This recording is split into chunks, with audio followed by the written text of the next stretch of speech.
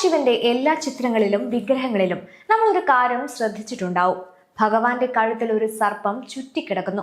പലരും അതിനെ സമുദ്രമഥന സമയത്ത് വിഷം കുടിച്ച നീലകണ്ഠന്റെ കഥയുമായി ബന്ധപ്പെടുത്താറുണ്ട്. എന്നാൽ മഹാഭാരതത്തിൽ ഇതിനെക്കുറിച്ച് വളരെ വ്യത്യസ്തമായ ഒരു വിവരണമുണ്ട്. ശിവന്റെ കഴുത്തിൽ വാസുകി സർപ്പം അണിഞ്ഞിരിക്കുന്നത് അലങ്കാരത്തിനോ ഭയപ്പെടുത്താനോ വേണ്ടിയല്ല. അത് ശിവന്റെ അതിശക്തമായ ദിവ്യായുധമായ പാശുപതാസ്ത്രവുമായി ബന്ധപ്പെട്ടിരിക്കുന്ന ഒരു പ്രതീകമാണെന്ന് മഹാഭാരതം വിവരിക്കുന്നു. മഹാഭാരതത്തിലെ അനുശാസ പർവ്വത്തിൽ ഉപമന്യു മഹർഷി ശ്രീകൃഷ്ണനോട് ശിവന്റെ മഹത്വം വിവരിക്കുന്ന ഭാഗത്താണ് ഈ അപൂർവ പരാമർശമുള്ളത്. ഉപമന്യു മഹർഷിയുടെ വാക്കുകൾ പ്രകാരം ഭഗവാൻ ശിവന് പിനാകം എന്ന പേരുള്ള ഒരു ദിവ്യ വില്ലുണ്ട്. സാധാരണ വില്ലല്ലത്. മഴവില്ല് പോലെ തിളങ്ങുന്നതും 7 തലകളുള്ള മഹാസർപ്പത്തിന്റെ രൂപമുള്ളതുമാണ്. അതിന്റെ ഓരോ തലയിൽ നിന്നും അതിശക്തമായ വിഷം പുറപ്പെടുന്നു. ഈ മഹാവില്ലിനെ ഞാണായി പ്രവർത്തിക്കുന്നത് വാസുകി സർപ്പമാണ്.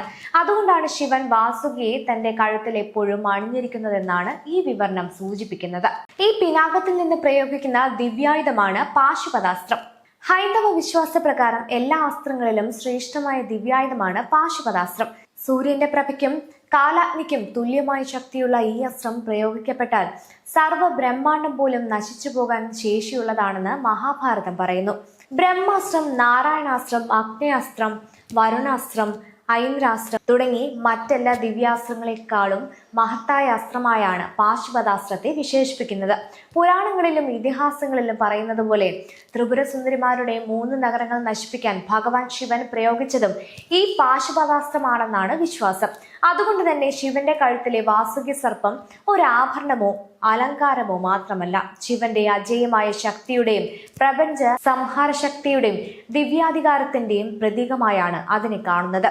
അതേസമയം ശിവന്റെ കഴുത്തിലെ സർപ്പത്തെക്കുറിച്ച് സമുദ്രത്തിലെ ഹലാഹല വിഷം, കാലത്തെ നിയന്ത്രിക്കാൻ, അഹങ്കാരത്തെ കീഴടക്കാൻ തുടങ്ങിയ വ്യത്യസ്ത പ്രതീകാത്മക വ്യാഖ്യാനങ്ങളും പുരാണങ്ങളിലും ആചാര പരമ്പരകളിലും കാണാം.